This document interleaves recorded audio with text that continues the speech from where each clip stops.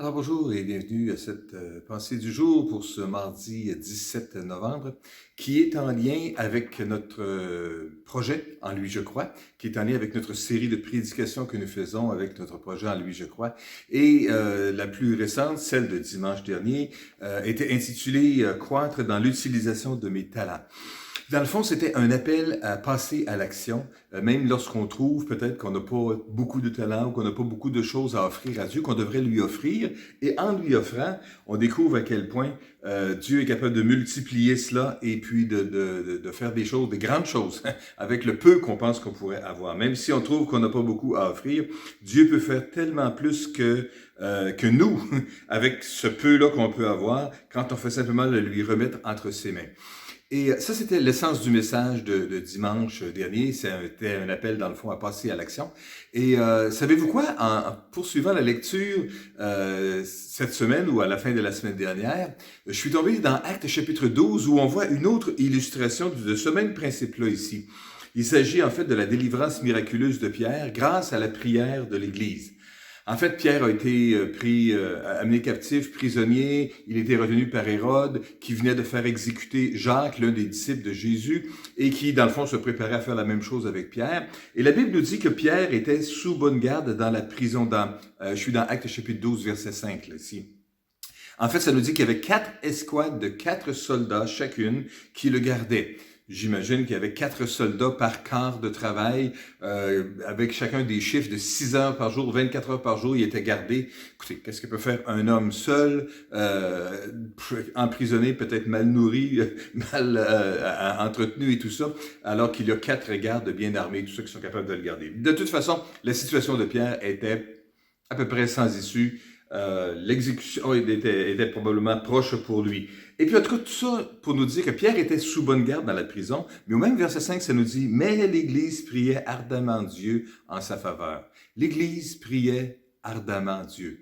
Prier ardemment, c'est bon. C'est bon d'avoir du monde qui prie beaucoup, qui prie fort et qui comprennent que l'importance d'invoquer le nom de Dieu dans une situation de besoin, c'est grand, c'est quelque chose de bon. Et quand on le fait avec ardeur, c'est louable. Alors on peut regarder ça, nous autres aujourd'hui, puis dire, waouh, il était donc spirituel, eux autres dans ce temps-là, lorsqu'il y avait un grand défi comme ça, ils étaient capables de prier avec foi et avec confiance. Ben, savez-vous, lorsqu'on lit un petit peu plus loin, on voit qu'il n'y avait pas tant de foi que ça avec ces gens-là. En effet, au verset 15, lorsque Pierre finalement finit par être libéré par un ange qui s'organise que les 4 escouades de 4 soldats sont tous endormis, ils se réveillent pas, l'ange vient, délivre Pierre, ouvre une porte, ouvre 2 portes, il se retrouve à l'extérieur, et puis même lui, il pensait que c'était un rêve, c'était une vision, c'était une sorte de manifestation spirituelle pour lui montrer la délivrance éventuelle que Dieu voulait lui donner, mais non, ça se passait vraiment pour le vrai. Et quand Pierre arrive finalement à la maison où est-ce que les gens étaient réunis pour prier, la Bible nous dit que dans le fond, les gens ne l'ont pas reçu avec tellement de foi. La servante a dit, c'est Pierre, il est là dehors devant la porte. Mais lui, on dit, tu es folle. On prie pour qu'il soit libéré. Puis quand il est à la porte, on dit, t'es folle, ça se peut pas, hein? Mais elle ne démordait pas. Elle dit, oui, oui, oui, je te dis, c'est lui. Alors, c'est son ange, dirent-ils.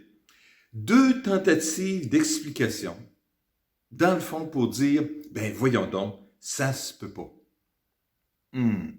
Nous autres aussi, devant des situations qui sont trop grandes pour nous, qui nous semblent des impossibilités, on va dire souvent aussi, ben voyons donc. Il faut juste se rendre à l'évidence. Hein?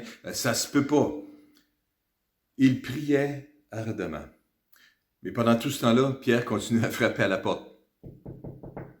Hein? Et puis, ben, on va toujours bien ouvrir. Puis quand ils ont ouvert, ils ont découvert que Pierre était là. C'était bien vrai. C'est véritablement arrivé.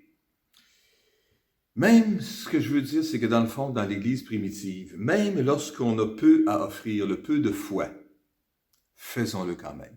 Même si cette Église, l'Église primitive, que nous autres on trouve que c'était l'Église qui était proche des apôtres, qui avait connu Jésus, était tellement remplie de foi, de confiance, ben il y avait peut-être pas tant de foi que ça, puis que finalement, même quand il y avait pas tant de foi que ça, quand ils obéissaient, Dieu multipliait et Dieu bénissait.